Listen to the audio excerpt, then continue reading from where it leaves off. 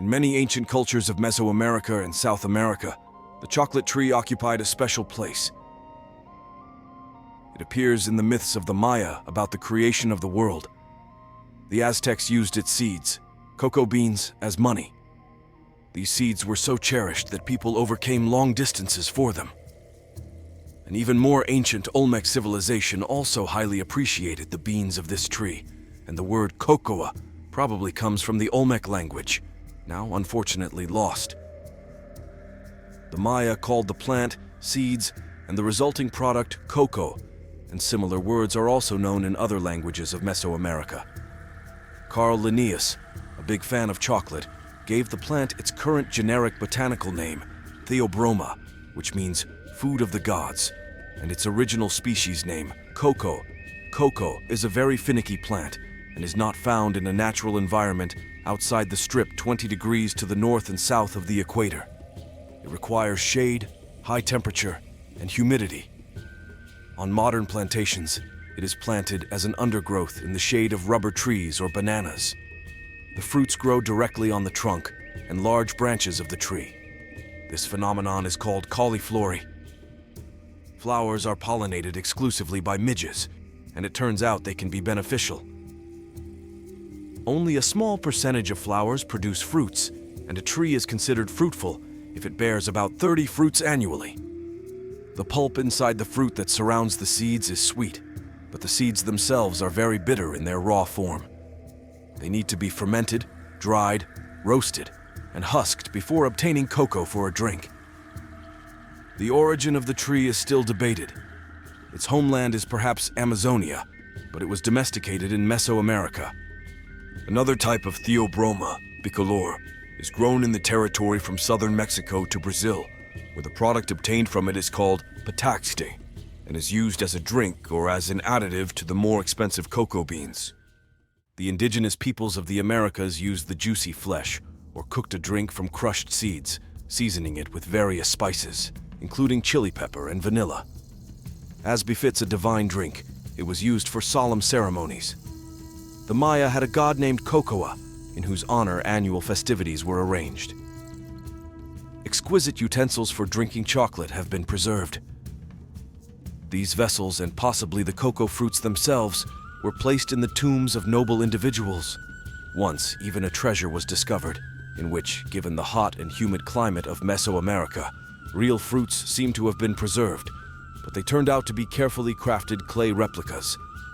Cocoa beans have always been an expensive pleasure, accessible only to the rich elite. Chocolate was considered stupefying and harmful to women and children.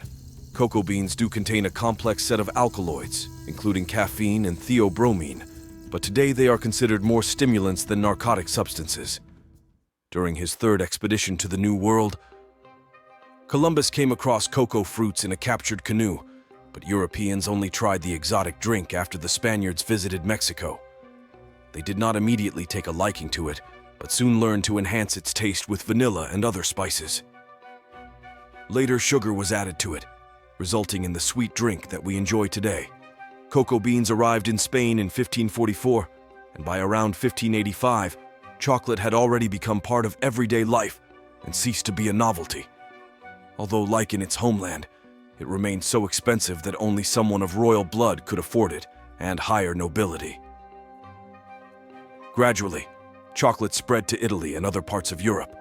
The French discovered it for themselves at the beginning of the 17th century, and by 1657, there was already a chocolate merchant in London, and the drink soon began to be served in tea and coffee houses. Europeans often preferred to drink it hot and sweet, while the Spaniards continued to add chili pepper. As soon as the product gained popularity, cooks began to pay attention to it, although initially chocolate was mainly used as medicine or as a reason for socializing.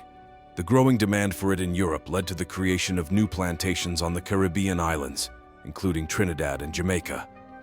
In 1655, the British conquered Jamaica from the Spaniards, and the island became the main supplier of cocoa to the British market. On the plantations, a cultivated Mesoamerican variety called Criollo was grown, which yields high-quality chocolate, but is very susceptible to diseases. After a rust disease devastated all the plantations on Trinidad, Criollo was replaced by a more resilient variety called Forastero. Forastero was found as a wild form in Brazil.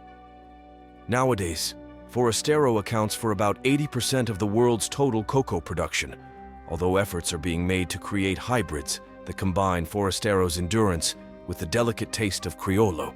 Due to the globalization of the market, the Obroma Cacao is now grown in many places with suitable climates. Currently, West Africa ranks first in production. In 1828, the Dutchman Conrad van Houten and his father patented a pressing method that reduced the volume of cocoa liquor by 2/3, resulting in the modern product called cocoa. Some of the cocoa butter squeezed out could be added back to the dry matter, thus obtaining a solid, melt-in-your-mouth mass that we call chocolate. A couple of decades later, chocolate bars became available for sale. Many famous brands of chocolate products have existed since the 19th century, such as Cadbury in Britain, Lindt in Switzerland, and Hershey in the USA. Like any mass-produced product, chocolate comes in many varieties and usually differs in the percentage of cocoa content. In 1876, a Swiss confectioner working for Henri Nestlé added milk powder to chocolate, giving birth to milk chocolate. Nowadays, you can find chocolate to suit every taste. If you liked this video, please like it and also subscribe to my channel. There's a lot of interesting stuff here.